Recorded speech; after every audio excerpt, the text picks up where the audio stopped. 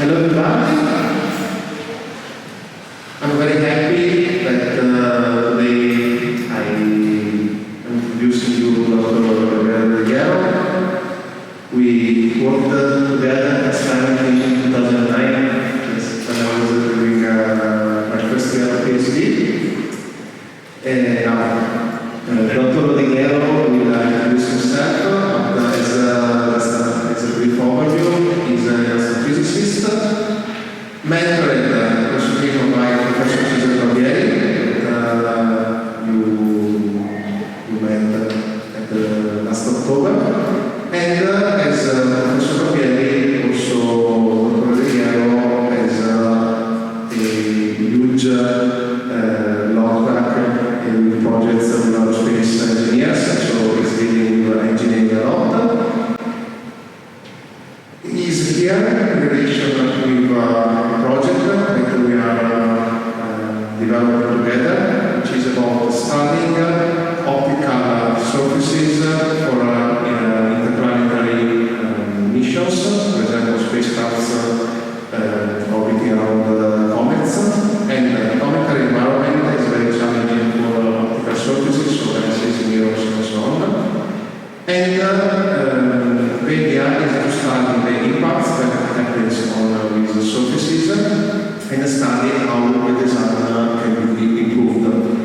This study can look very far from our daily experience, but first of all, it is of huge scientific interest, also in terms of business, for this new space era we are experiencing, and this is how also when we manage to have our hypervelocity power facility, Malta can have a role in all of this. Plus, and this is more my part, these studies developed with him are very interesting also for aviation. So, the technological developments in studying how, for example, dust, small particles, impacts, brittle materials like mirrors and so on, are of interest also for aviation because we are in Malta and there is a sandstorm, the sand affects, for example, the turbine blades, there is abrasion, there is indentation and so on. So it is a crossover of knowledge that goes from one field to another. And it's also fascinating because as Malta, as having an aerospace program that is very new, we can't pretend to compete with big players in the field. So finding a niche application with also a lot of potential business is the way to go that was decided that we are the management and they are here as a supplementary statistician. And we are also very happy that there is a research support fund on MCAST supporting the beginning of these activities and we will be looking for more funds. I think for now that's all from my side. Gabriele, please. Thank you. Good morning, everybody. Thank you, Leonardo, for the nice introduction. It's a very nice pleasure for me to be here. It is and growing exciting capacity. So, as Leonardo said, today we talk something slightly different, mostly my past professional experience, let's say, regarding instrumentation for astronomy. But we recently had this opportunity to collaborate together for the hypervelocity facility to be developed here in Malta. And I'm very excited for this, especially because we submitted an abstract to the national conference that has been accepted for our presentation, which is very rare, I have to say, because it's a huge conference, the biggest conference for astronomy in the world. And it's very difficult to get an oral presentation because they generally only principal investigators of missions and manage to have very niche and peculiar projects that I think this belongs to this second category. And it will be certainly a very nice stage where to present and broadcast this facility and the specialities for this facility. So I really wish for the best also of this work and then of course the work to come with the construction and the development of the facility itself.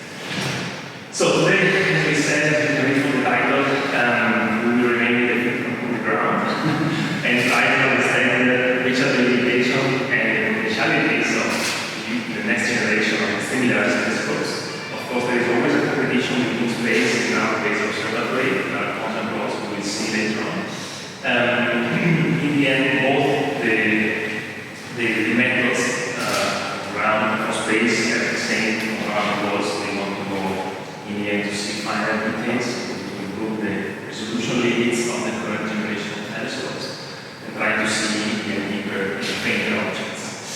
So, a couple of words on my experience, simply because we were interested to have some contacts with systems where they're in and that could eventually provide, of course. So I started astronomy in Padua, in my bachelor and master there, and also a PhD. And actually, during the master experience, I met Leonardo. This is Leonardo before becoming lecturer at MCAST. Wow! In the early 2009. I think it's basically the kind of This was a wonderful experience with him before starting. We had this experiment in also on the world of stratospheric balloon that was funded by ESA, a student experiment program. And in the end, this was also my first job fair instrumentation, I have to say. And of course, after that, after the PhD, I moved to the National Institute for Astronomy in Heidelberg, which is a center of division. I was working also there in instrumentation for the next extremely large telescope of the European Southern Observatory. After that, after 5 years, I came back to Italy, and I got hired from basically two institutes. I have shared providing between the Bologna Observatory, INAF, so the National Institute for Astrophysics, and several centers over Italy. And I basically shared between two, the observatory in Teramo and in Bologna. So, coming to the talk of today, I have a few words and acronyms I would like to kind of to memorize because we will use to the talk. Or maybe I will use without realizing. So, in the Extremely Large Telescope is really this new generation of 40-meter telescopes that we are using now, and they will be propagating in the next week. Point square function is basically the image scope produced by the telescope. Okay, so the image of point source at the star, but you have to your detector you call point square function, basically. ESF. The diffraction limit is a very important concept that we want to beat by building progressively larger telescopes, and somehow synonym of this is the area disk function that describes the size of this point function. Adaptive optics is a very interesting technique that I will kind of explain its name extended version today. And together with adaptive optics, somehow I added to the deformable mirrors, which is a technology very important to conduct very high resolution images from the ground. And then away from there, away from sensor, other two acronyms to use frequently that somehow self-explainable from the electromagnetic wave propagates to the medium, and the waveform sensor is basically a machine to measure the shape of these waveforms. So this is a very interesting thought that I always borrow from Roberto Giannozzi. Basically plots the evolution of the diameter of the telescope, the ground-based telescope, with time. Okay? So before Gabriele was the only instrument was the few millimeters, so this is the logarithmic scale, by the way, and this is time. So before Gabriele we were kind of trapped here as diameter of our instrument.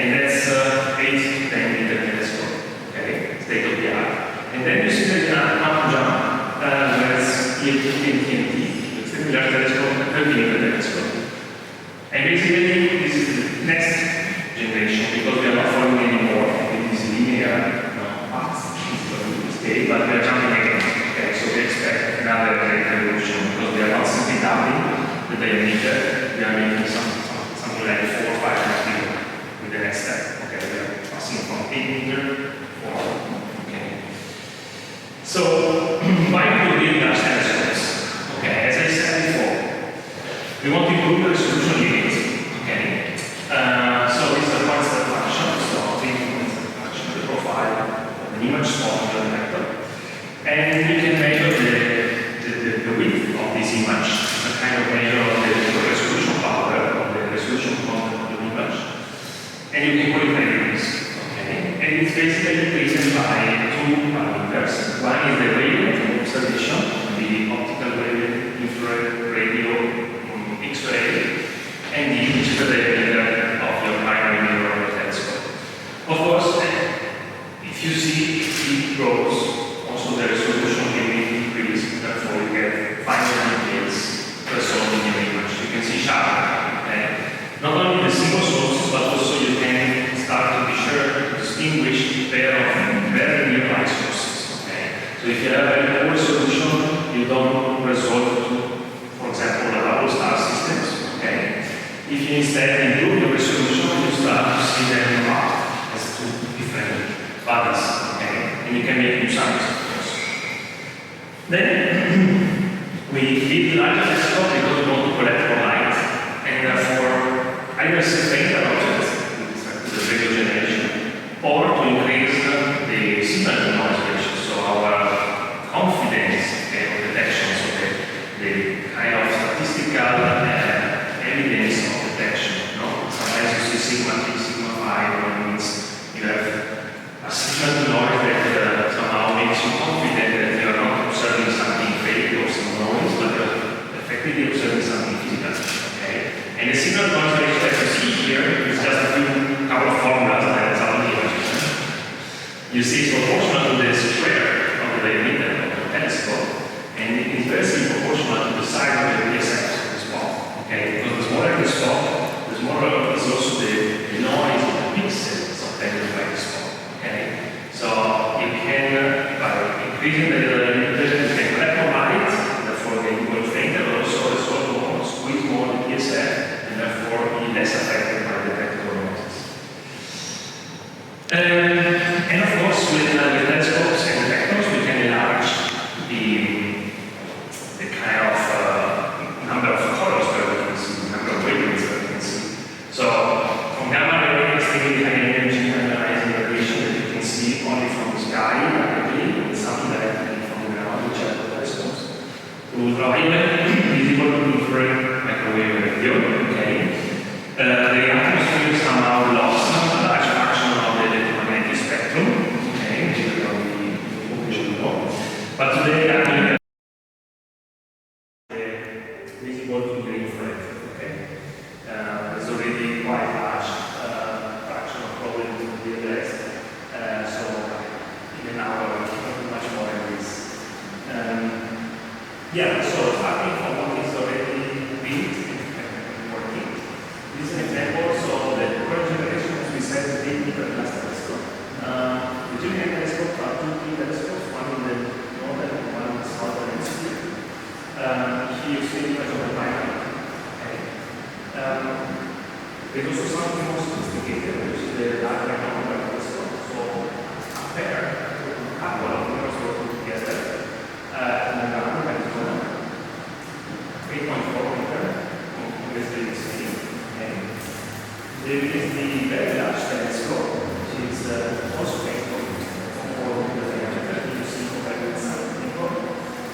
This is in Chile. Chile is one of the best sites in the world. At Magellan, Arizona, 8.4 meter, basically the same. Okay. There is the very large telescope, which is also 8.4 meter diameter. Here you see compared with some people. This is in Chile. Chile is one of the best sites in the world for ground-based astronomy.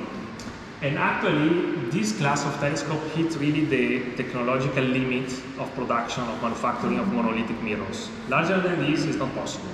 Okay, and this is why basically the blank of glass gets unstable, gets very easily fractured and trips, and basically it can broken. So somehow one of the pioneers of this idea that got this idea at the time where it was not yet needed, so somehow gives you also the idea of the how clever was this guy.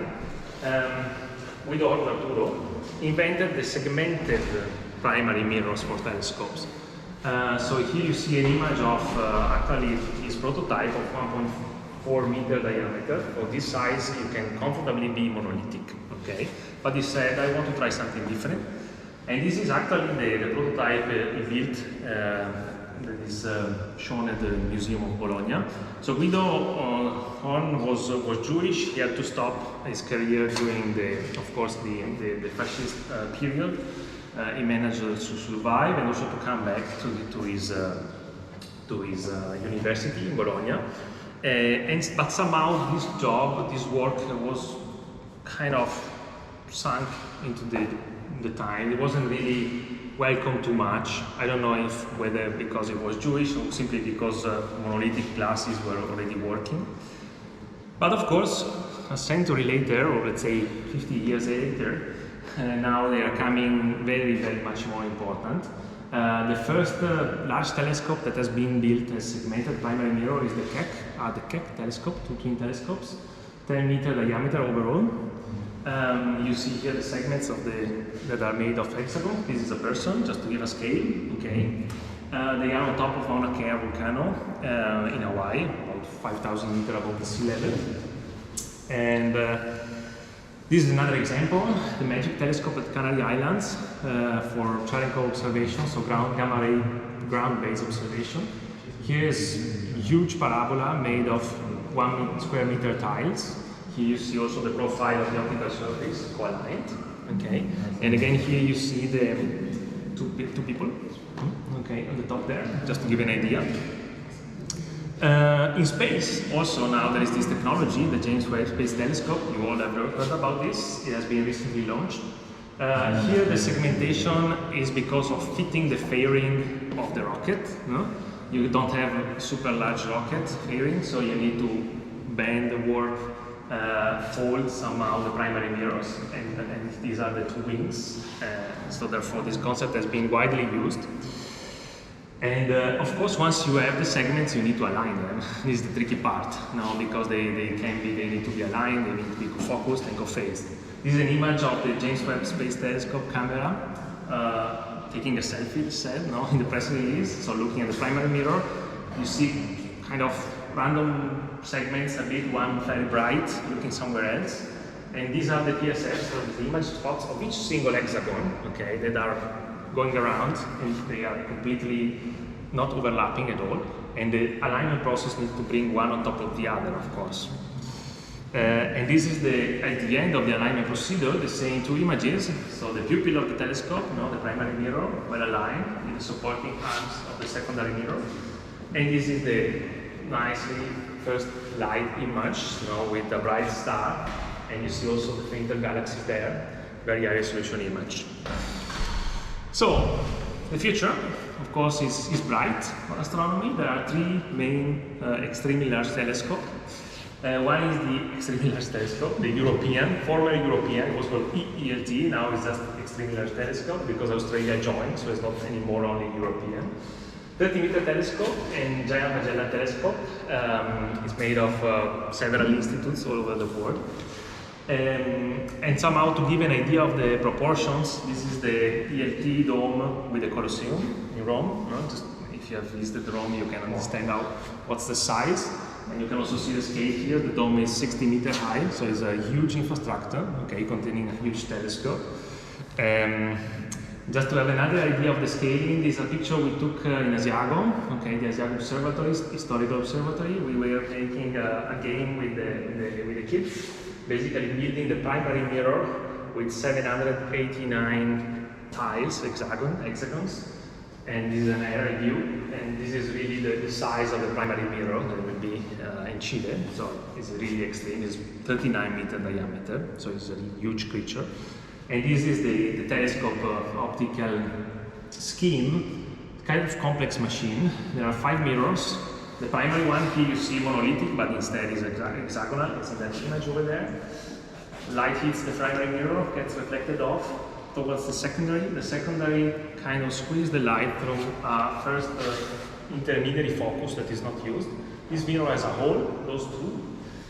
Come back here, the tertiary mirror, which is in a hole of the primary, gets reflected through the fourth, the quaternary mirror, that is deformable, and we see what does it mean. And the last, the M5, okay, steering the focus to the Najmid platform, which are these two platforms where you put the instruments, okay. So generally we say M1, M2, M3, no, this is the kind of naming we give following the optical path of the photons. And this is another rendering of the creature. You see, very complex structure, primary mirror over there, and a Najmid platform with a person here with the three first light instruments. Okay, so we are really talking about tons of instrumentation. So these hexagons are quite delicate, okay, and the mechanisms to keep them in place and to not make them warping is also very complex. You see here we call this structure Wiffle tree, that is kind of inspired to this kind of chain of combined loads to distribute the loads and to basically flat the surface of the optics. Okay. Here you see an assembly of four, yeah, an ISO prototype. They basically need to do the main, let's say, scope of this structure is to really ensure the prescripted optical sag of the surface.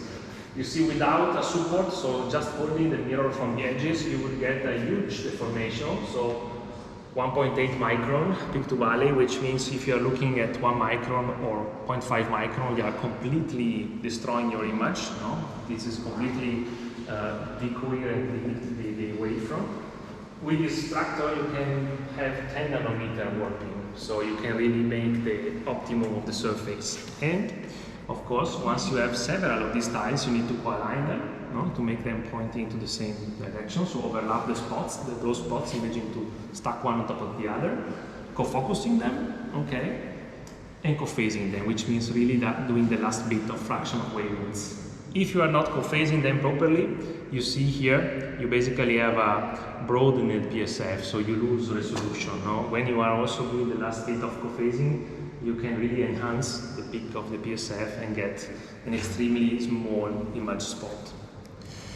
So once you manage to do this alignment, you say you reach the diffraction limit, okay? So you basically the theoretical limit of your aperture, of your diameter, and you see the airy pattern, the airy disk, okay? So these are simulations of a circular diameter telescope with this diffraction pattern, with some obstacle to create some diffraction here, and with very sharp edges like the hexagons of the James Webb, you also see different patterns that you can compare. Now this is simulation, this is reality. You see these spikes, okay? And instead over there, with a circular aperture like the Large Binocular Telescope, you get something like this, okay, when you reach the diffraction limit. Unfortunately, this is not the end of the story, because once you align them, there is the atmosphere of the Earth, okay? And the atmosphere of the Earth screw up everything, basically. So it's, of course, a shield that prevents us to be killed by the ionizing radiation coming from space, from meteorites, from the sun radiation, but of course it perturbs also with turbulence the wavefronts coming from the astronomical objects, okay? So you get a very flat plane where you don't see much here, but there should be some, let's say, flat wavefronts coming here, going through the turbulent atmosphere and get warped here, scratched. And this is happening basically the last 10 kilometers in the troposphere, okay? So for light years they propagated uncorrupted, and then there is a corruption at the very end of the travel. And what basically happens is that you have bubbles in the atmosphere that moves with winds, okay? Bubbles of different density of air, of different temperatures and pressure. You can imagine like a series of lenses moving on top of your telescope, you know? This is the same effect. And as you would look through the glass, to the bottom of a glass, no? You look through the glass and you see warping, you see distortions, because your wavefront is aberrated by these bubbles of different refraction index. And if you have a very small telescope, the bubble is as big as the telescope, you don't see the effect. If you have a large telescope, you are very well disturbed by this effect. And therefore, somehow, instead of having a resolution of lambda over d, where this is the telescope diameter, you have a resolution of lambda over the size of this bubble. And the size of this bubble happens to be maximum 30 centimeters. So you have a miserable resolution. You build a telescope of 40 meters, but the equivalent resolution is the same of a telescope of this size, okay? So it's not a good investment by itself. And therefore, you need to have something else to beat this thing. And in addition to the atmosphere, these such a huge structures are affected by wind, perturbation, thermal, and gravitational torques. No? Because imagine you have like a primary mirror, at the height of a crane you have the secondary mirror, you point in a direction, everything is warping, everything is bending. Also the thermal gradient through the structure can be several degrees of difference. No? And this is really screwing up all the measurements, all the wavefront, all the PSFs. Okay? So you need to have two other mechanisms of active compensations to beat this effect. One is active optics and one is adaptive optics. Okay, they would have the same acronym. When you generally hear AO, it means adaptive. Okay, so the active optics deals with the 1 Hertz or sub-Hertz world, which means very slow varying, time varying phenomena.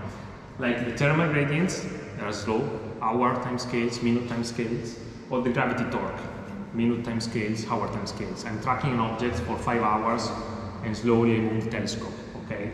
So for this, active optics is enough, and generally active optics is a series of pistons pushing the mirrors and kind of reshaping them to keep them in focus, okay? This is the NTT, the New Technology Telescope, 3.5 meter, with all these pushing elements at the bottom of the mirror. No? This was the first prototype.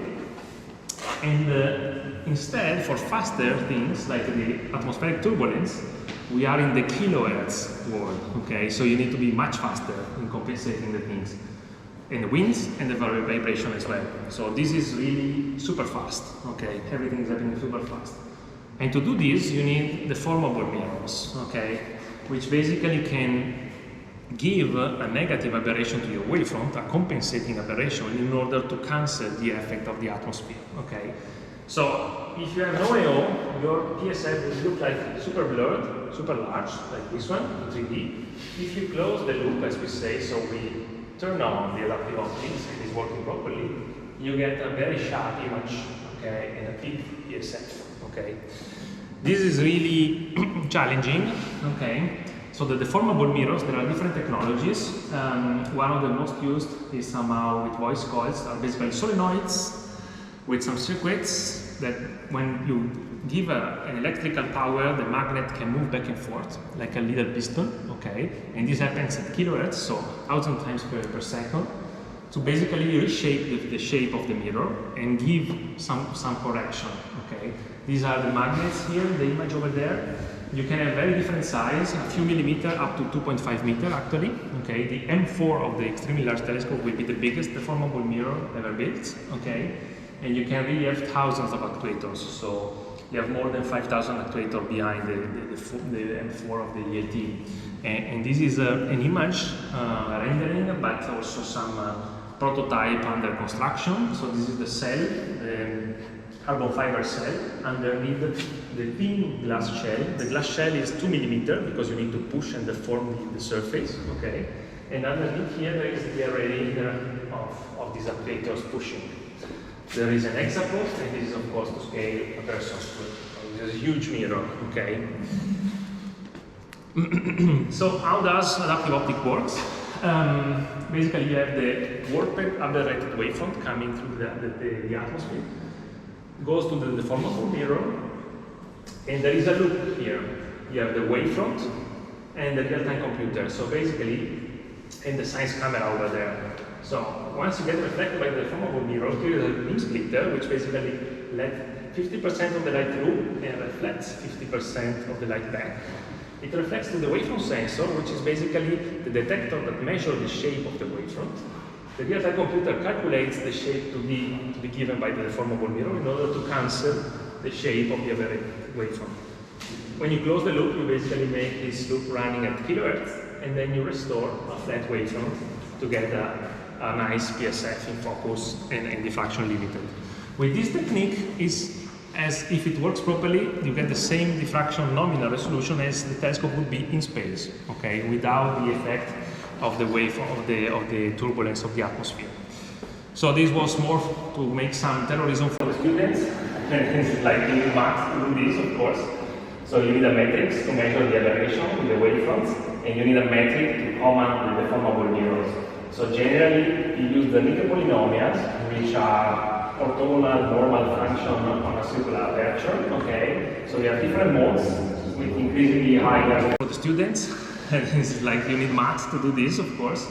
So you need a matrix to measure the aberration with the wavefronts, and you need a metric to command the deformable mirrors. So generally, you use the little polynomials, which are orthogonal normal function on a circular aperture, okay? So you have different modes with increasingly higher spatial frequency, so you can represent very small ripples of the wavefronts. And then you can have other polynomials, or both, to command the deformable mirror. So here you imagine these are the piston pushing that can be represented with some polynomial, high order polynomials, okay?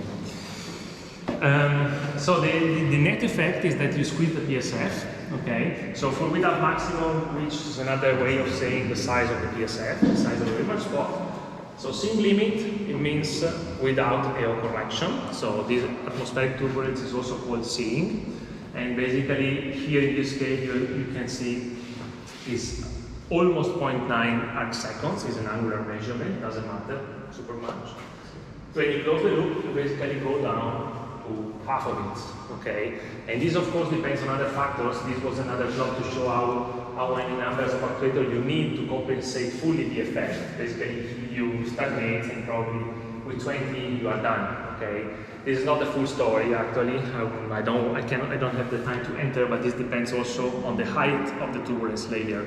Okay, you cannot compensate any turbulence everywhere. You need to choose the most turbulent layers and conjugate optically the deformable mirrors to them. Okay, so but I don't have the time to enter in such a detail. Just to give you an idea, this is a simulation we did for a paper. Basically, this is the M2 warping. So the secondary mirror of this extremely large telescope is a kind of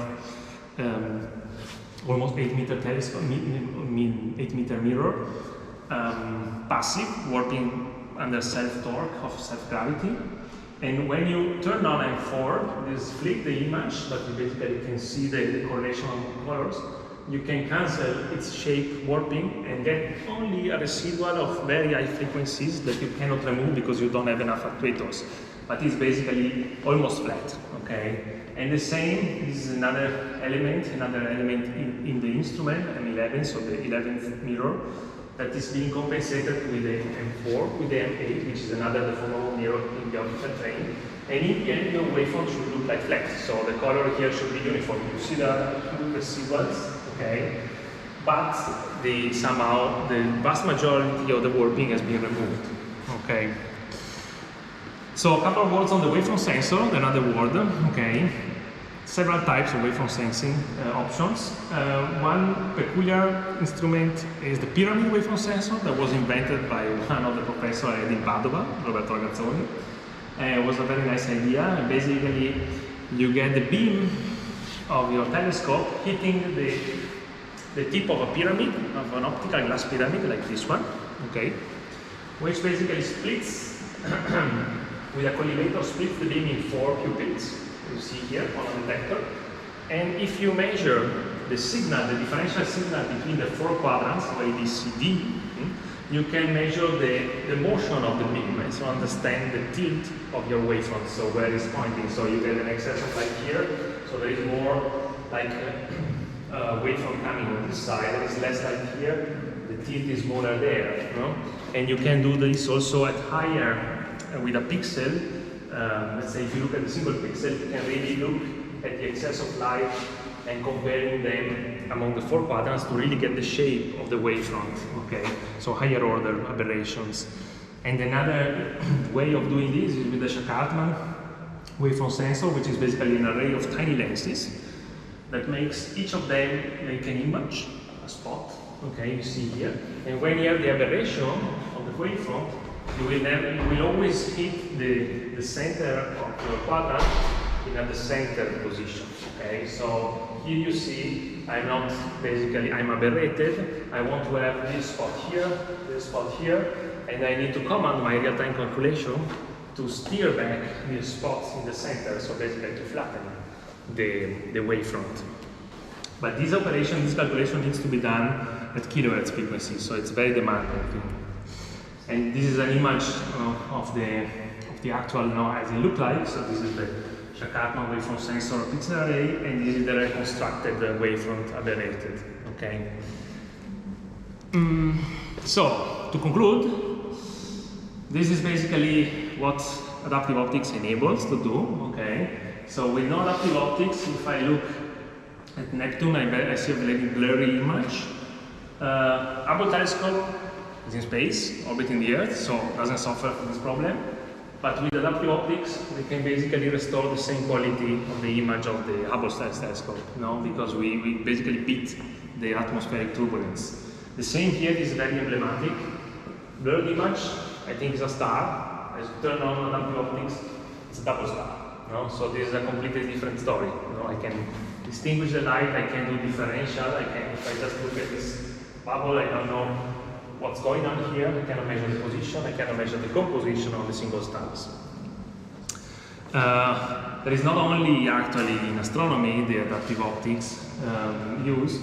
You can see solar imaging of the solar surface with and without and with adaptive optics. Sorry, open top and closed loop. So here with adaptive optics, here without. You can see, especially here, the improvement. And you can see also in the microscopy the technique on the top without adaptive optics. With adaptive optics, these are nerves of brains of mice, for example. So you can really trace very tiny filaments and structures in the image. So this was the portrait family of the future. Just very quickly, 30-meter telescope. It will be a 30-meter telescope with a fewer segments with respect to the European version. Okay. Curiosity, they didn't decide yet where to place this. I was asking actually because they had a fight with the native of Hawaii.